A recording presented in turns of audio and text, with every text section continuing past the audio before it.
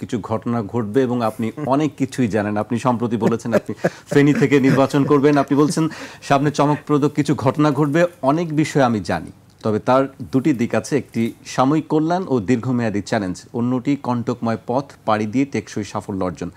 এসব নিয়ে বন্ধুদের সঙ্গে খোলামেলা আলোচনা করতে চাই। আমাদেরকে বন্ধু ভাবলে কিছুটা অন্তত একটু শুনতে চাই আপনার কাছে। না, তো অবশ্যই হাসান জাকির, আপনি অনেক অভিজ্ঞ সাংবাদিক, অনেক দিন ধরে আপনি মিডিয়াতে কাজ করেন। হারুন ভাই তো বাংলাদেশের এখন বলা যায় যে সিনিয়র পলিটিশিয়ানের কাতারে চলে গেছেন। 4-5 বার উনি ছিলেন, পার্লামেন্টে প্রতিনিধিত্ব করেছেন, খুবই জনপ্রিয় মানুষ। ওয়ালটন এখন দেশের সীমানা পেরিয়ে পৌঁছে গিয়েছে 50টিরও বেশি দেশে। ওয়ালটন, ঘরে ঘরে, বিশ্বজুড়ে। আমরা যেটা এতক্ষণ আলোচনার মধ্যেও কিন্তু এগুলো এসেছে, কথা হচ্ছে যে সামনে নির্বাচন ছাড়া আমাদের কোনো পথ নাই। এটা ফুল স্টপ, এটার ছাড়া কোনো কথা নাই। বাট এরপরে সেটা হচ্ছে আপনি কেমন নির্বাচন করবেন। নির্বাচনটা যদি যেমন তেমন একটা নির্বাচন হয় তাহলে কিন্তু সংকটের সমাধান হচ্ছে। আমরা কিন্তু একটা সংকটের মধ্যে আছি, আপনাকে ধরে নিতে হবে। কারণ এই সরকারটা নিয়মতান্ত্রিকভাবে ক্ষমতায় আসে নাই। একটা গণ অভ্যুত্থান, অনিবার্য গণ অভ্যুত্থান, যেটা শেখ হাসিনা আমাদেরকে বাধ্য করেছে। অনিবার্য গণ অভ্যুত্থান তো ভালো জিনিস না, কোন সেন্সে ভালো জিনিস না। আবার এটার ভুল অর্থ কেউ করবে। গণ অভ্যুত্থান তো অপরিহার্য যখন অপরিহার্য হয়ে যায়, আপনাকে তো হাজার হাজার লোকের জীবন দিতে হয়েছে। আমরা কি সেটা চাই?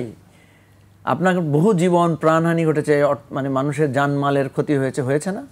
আমাদের রাষ্ট্রটা কারফিউ ছিল, তারপরে আপনার বন্ধ ছিল দীর্ঘ সময়। তো পুরো জুলাই আগস্ট মাসটাই তো একটা বিভীষিকাময় পরিস্থিতি ছিল। তো এটা আমাদের অনিবার্য জায়গায় যখন হয়, আপনার শরীরে যখন কোনো একটা অপারেশন করতে হয়, আপনাকে এই অ্যানেস্থেশিয়া দিতে হয় না? অ্যানেস্থেশিয়া কি শরীরের জন্য ভালো তো না।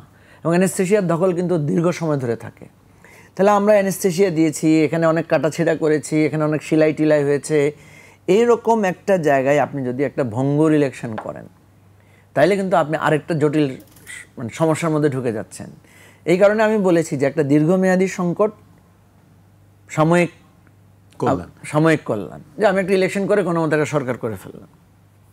আপনার কিন্তু দীর্ঘমেয়াদী সংকটে যেতে হবে। আর আপনি যদি এগুলোকে সমাধান করে ইলেকশনে যান, তার মানে আমি ইলেকশন পেছানোর কথা বলছি না।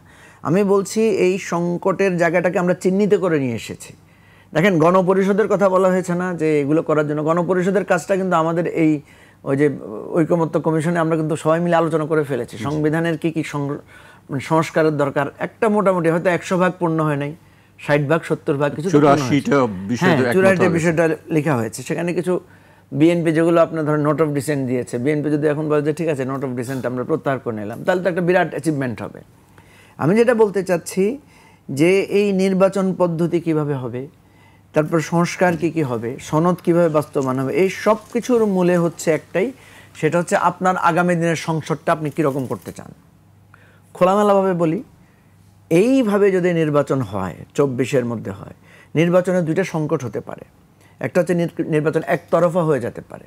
যেই নির্বাচনে আপনি বুঝবেন যে আমি জানি, ধরেন আমাদের 3 জনের মধ্যে ভোট হচ্ছে, 21-এ টেলিভিশনে এসে আমি ভোট দিতেছি, তো আমি তো জানি হাসান জাকিরই নির্বাচিত হবে, কারণ সবাই তো ওনাকে চিনে, আমাকে তো কেউ চিনে না, বা সবাই তো আপনার স্টাফ, আমি তো এখানে।